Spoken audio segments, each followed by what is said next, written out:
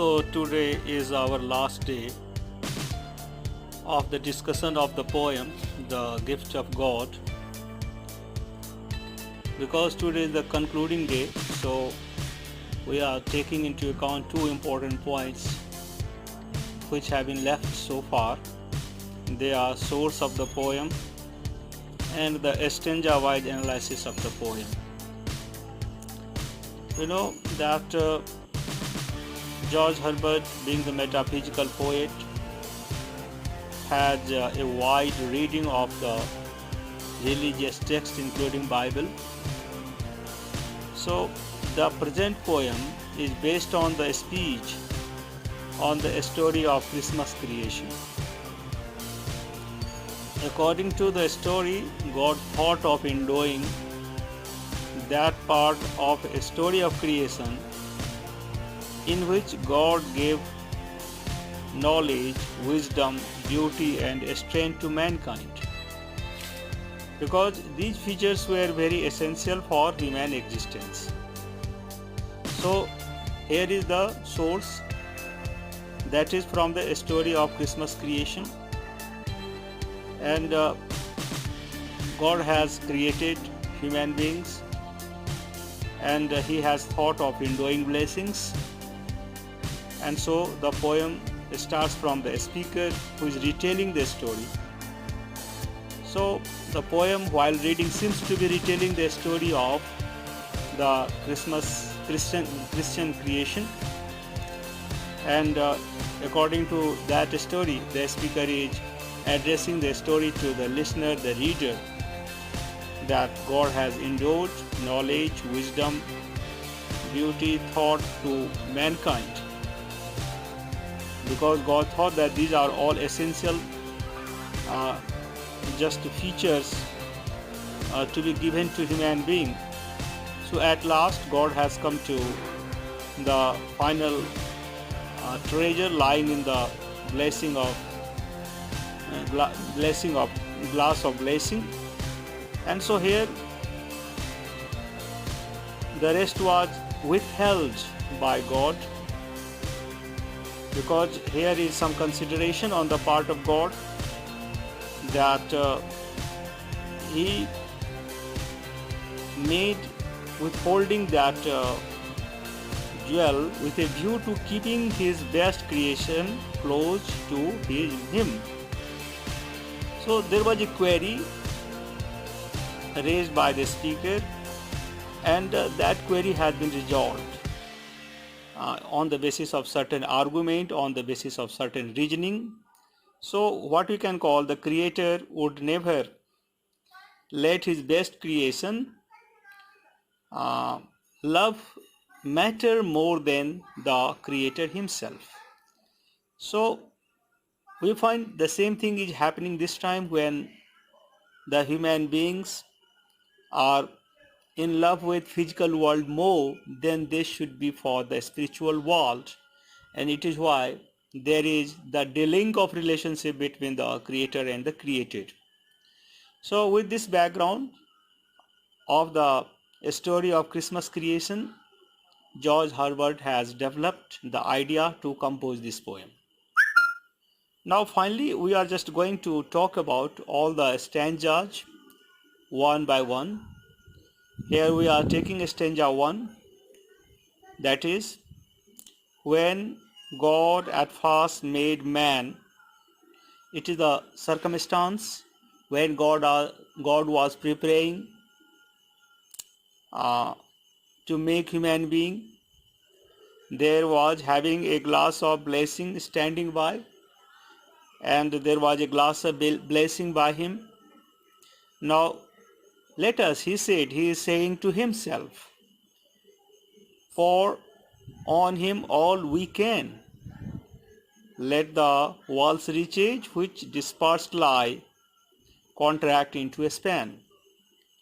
So we know that it is all the pensive mood of the God which is getting clear, that God was very much thoughtful, pensive when God was giving all the blessings. So we should also be very much thoughtful and pensive when we are giving some blessings to someone else, because there is always a chance of just a misuse of that blessing as well. So here we can say that same thing is happening, that whatever blessing is given, that is not correctly utilized by human being, and resultantly we find that there are some problems in the world of existence. We have several story of demon also, in which demons were given blessing by God, and those demons were very much trying to create some problems for the God himself.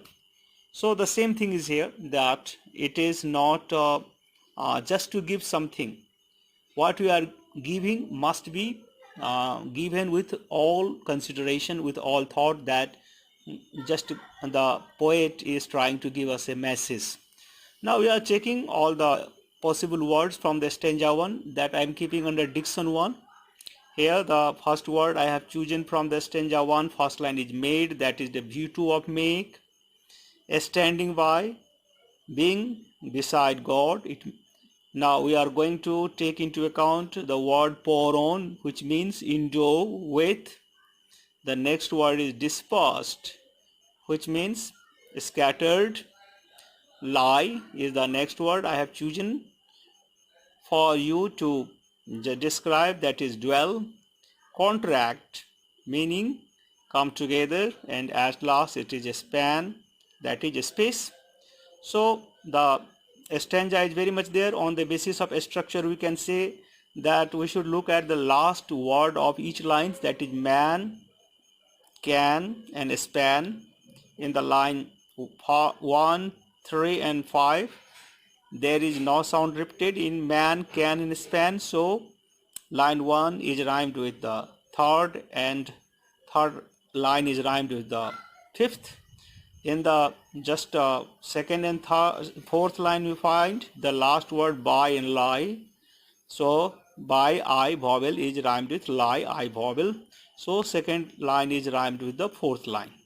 It is what the structure of this it is, we can call metrical structure of the poem. And we find that here it is all the rhyming as well, that we have all seen that the first and the fifth lines are written into iambic trimeter, and second, third and fourth line are written into iambic pentameter. Here this is all the structural part. Now we are coming to what we can call the meaning. Just we can describe in paragraph. The first stanza is the beginning of retelling the story of creation by the speaker. Maybe that speaker is the poet himself, who added a few more details. In this stanza, the puzzle of the creator has been described, because he is talking to himself as to thus the just jewels or treasures to be handed over during the creation of humanity. He had a glass of blessing having some valuable features to be poured on his creation beside him. The stanza has been written in the dialogue form, because here we see that the speaker is just addressing this to the reader, and here it is the dialogue of the God himself, the creator himself, which is just written into the third line. Let us, said he, pour on him all we can. That is the dialogue of the just God. God is thoughtful and making talk to himself, and in rest of the line the poet himself is the addresser. So just it is in dialogue form that the stanza is composed. The speaker is giving vent to God's words, addressing all the creation. God is eager to give all that he had. They had come together into a span to be poured finally. And so now we move to the stanza 2, that is like this. So strength first made a way, then beauty flowed, then wisdom, honor, pleasure.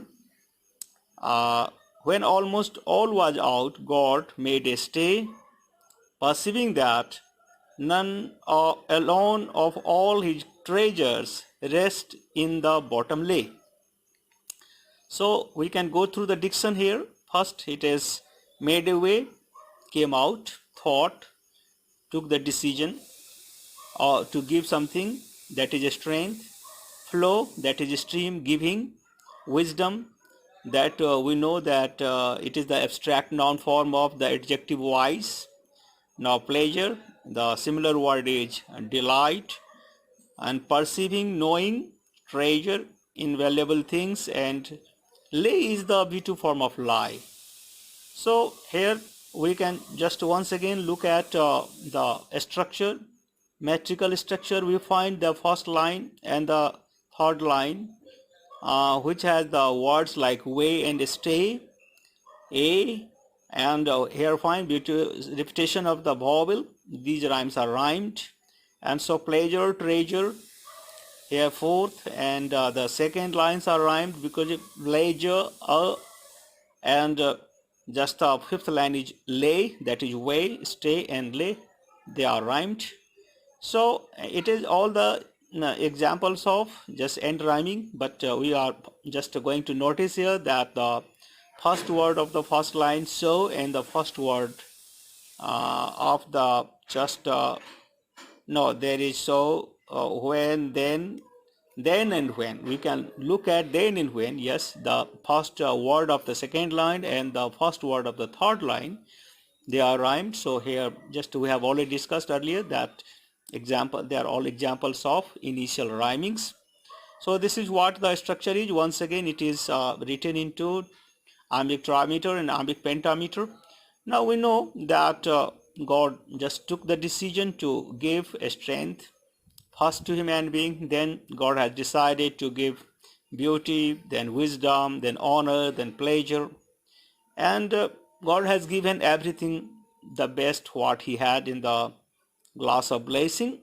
But no, there is only one thing, that is rest lying in the bottom. So God stops himself, and just he is making certain kind of just a thought before giving. So we can say, being uh, decided, God first gave blessing of a strength, being followed by uh, just blessings of wisdom, honor, and lastly pleasure.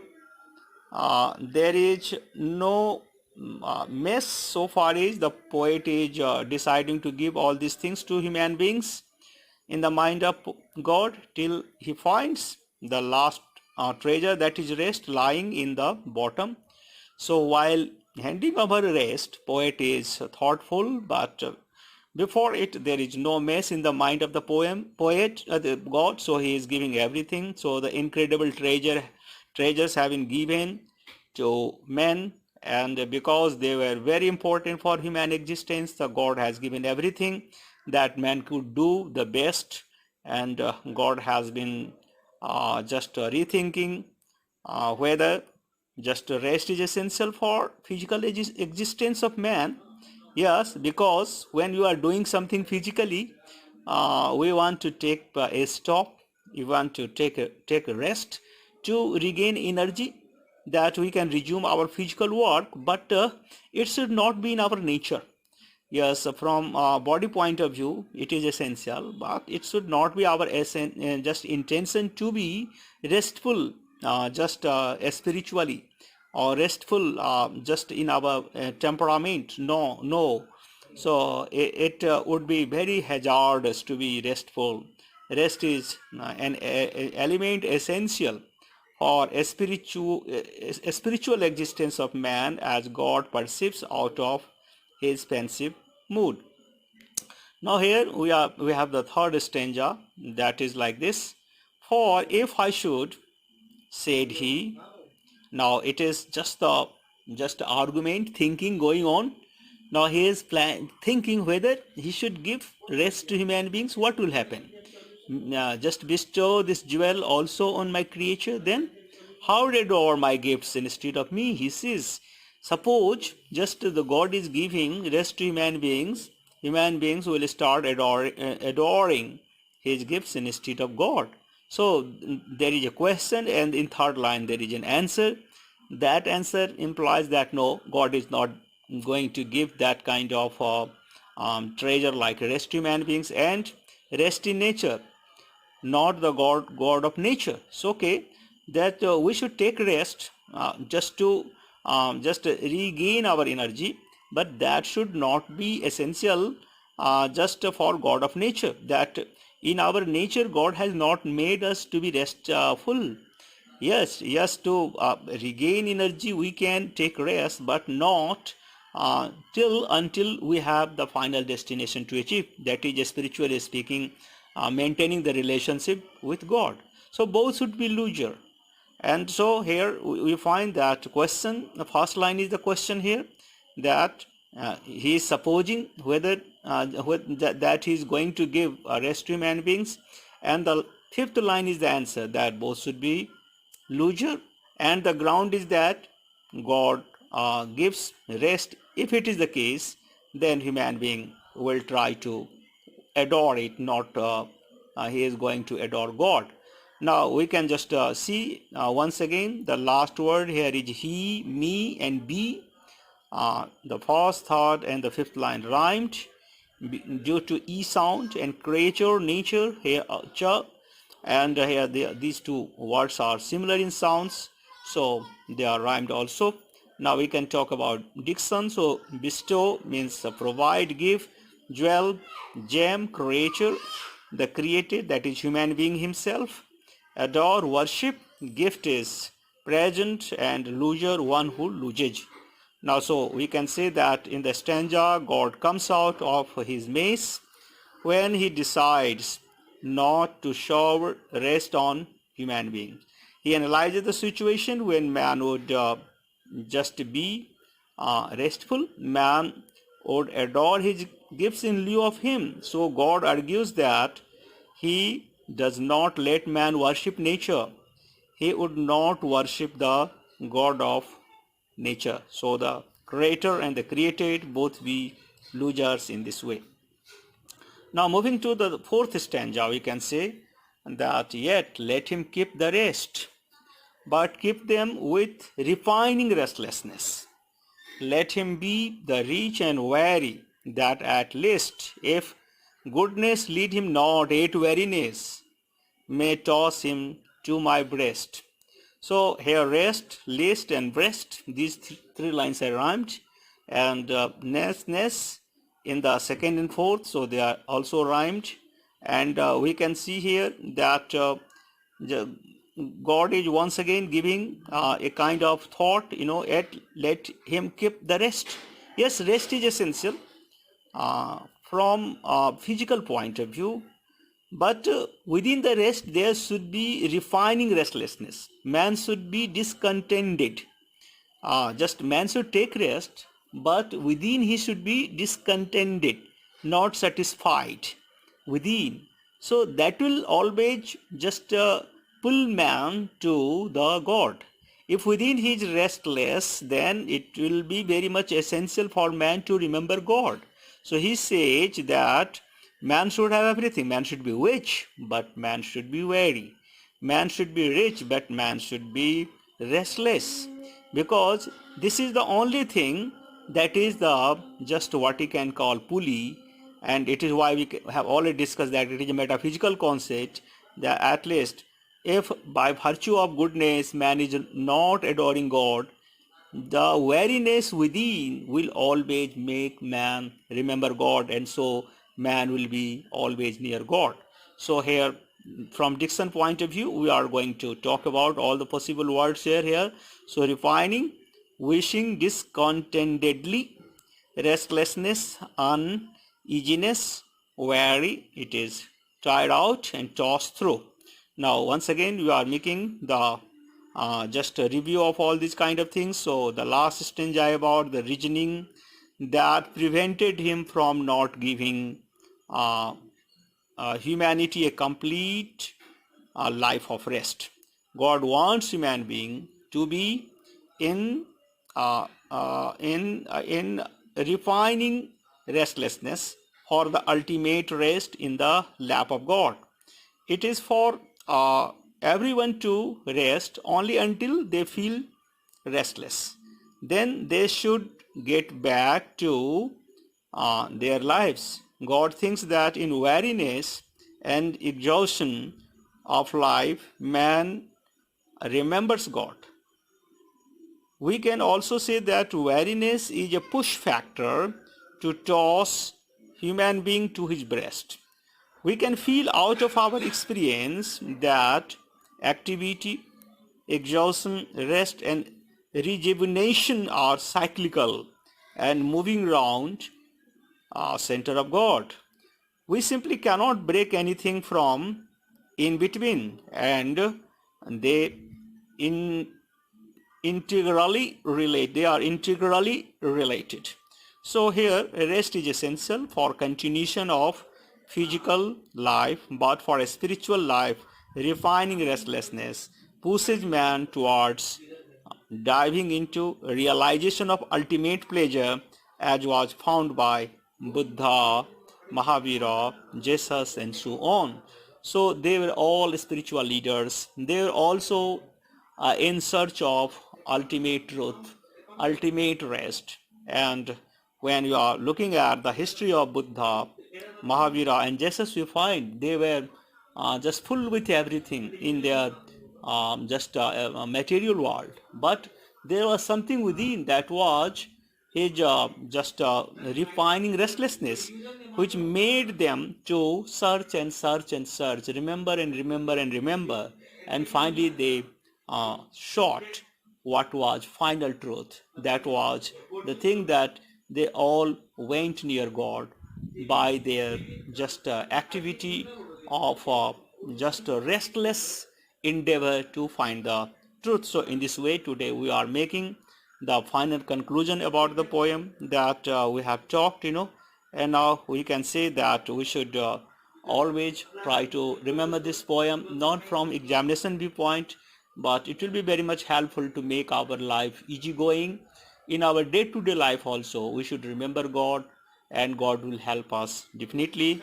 So in the time of corona also we should certainly remember God, that will only make us out of this international crisis. Thank you very much for watching.